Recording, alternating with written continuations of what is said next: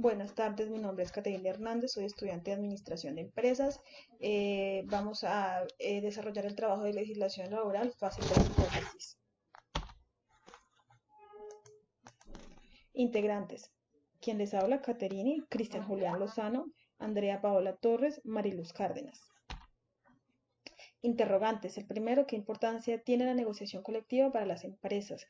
¿Cuál es la base de cotización para los trabajadores independientes, privados a Colpensiones y de Colpensiones a un fondo privado? Explique la importancia del derecho de la asociación.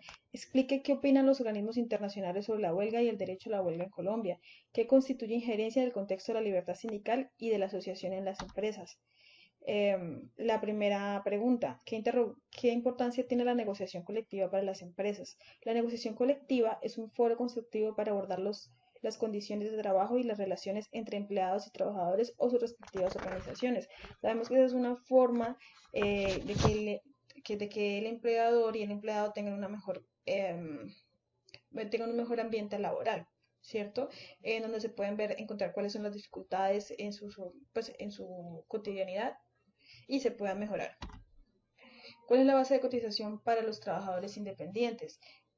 Los independientes por cuenta propia y los trabajadores independientes con contrato diferentes a prestación de servicios personales con ingresos netos o superiores a un salario mínimo mensual legal vigente efectuarán su cotización mes vencido sobre una base mínima de cotización del 40% del valor mensualizado de los ingresos, sin incluir el valor del impuesto al valor agregado, IVA. En estos casos se procederá a la imputación de costos y deducciones siempre que se cumplan los criterios determinados en el artículo 107 del Estatuto Tributario, sin exceder los valores incluidos en la declaración de renta. Siguiente. ¿Cuáles son los pasos o trámites para cambiar de un fondo de pensiones privados a Colpensiones y de Colpensiones a un fondo privado? El cambio de fondo de pensiones correspondientes a la posibilidad que tienen los afiliados al Sistema General de Pensiones de cambio de régimen, es decir, poder pasar de un régimen a otro, de prima media con prestación definida al régimen de ahorro individual con solidaridad o viceversa. Dice, uno de los requisitos es debe de haber cumplido 5 años en Colpensiones, el cual es el tiempo estipulado cuando se hacen los cambios. Realizar la solicitud al empleador, quien a su vez realizará el contacto con el asesor del fondo de pensiones. Luego de estar allí tendrá que diligenciar un formulario y el cambio tendría un mínimo de 3 meses. En caso que el fondo privado se genera una cuenta individual en la cual se acreditarán los recursos. Sin embargo, existen unos casos particulares, puesto que con pensiones el dinero no viene de una cuenta individual. Entonces, el afiliado ha cotizado más de 150 semanas a Colpensiones en ese periodo de 5 años, lo que recibirá es un bono pensional que podrá redimir a la edad que estipula el gobierno como edad de pensión, negociarlo anticipadamente con el fondo de pensiones privado. Tras llevar a cabo todo este proceso se iniciará el respectivo descuento al fondo de pensiones seleccionado. Sabemos que esto lo pueden hacer libremente, que tiene que haber cumplido después de 5 años, tiene que haber cumplido 5 años más o menos en Colpensiones para poder hacer el cambio. Y pues eso es, la edad de cotización de una mujer son 50 para cuando se puedan pensionar son 57 años para una mujer y 62 para el hombre. Explica la importancia del derecho de la asociación. La libertad de la asociación es un derecho protegido por nuestra Constitución Nacional en su artículo 78, derecho que posibilita o permite que los ciudadanos constituyamos todo tipo de asociaciones sin importar las tendencias, siempre y cuando estas no sean contrarias a la ley. Eso quiere decir que nosotros podemos asociar como queramos, ¿cierto? Siempre y cuando pues, no estemos por fuera de la ley. ¿Para qué? Para que respeten obviamente los derechos de los empleados o de los trabajadores.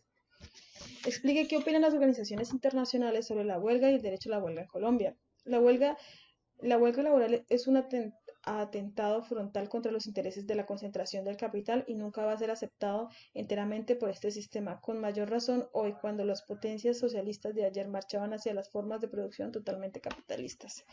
Bueno, digamos que totalmente aceptada la huelga en Colombia no está. Eh, pero siguen apareciendo, pues siguen y hay organismos internacionales que velan porque la huelga es como la forma en que nosotros protestamos porque se nos respeten nuestros derechos, ¿cierto? Y hay organismos internacionales que interfieren para que no seamos vulnerados como empleados. ¿Qué constituye injerencia en el contexto de la libertad sindical y de la asociación en las empresas?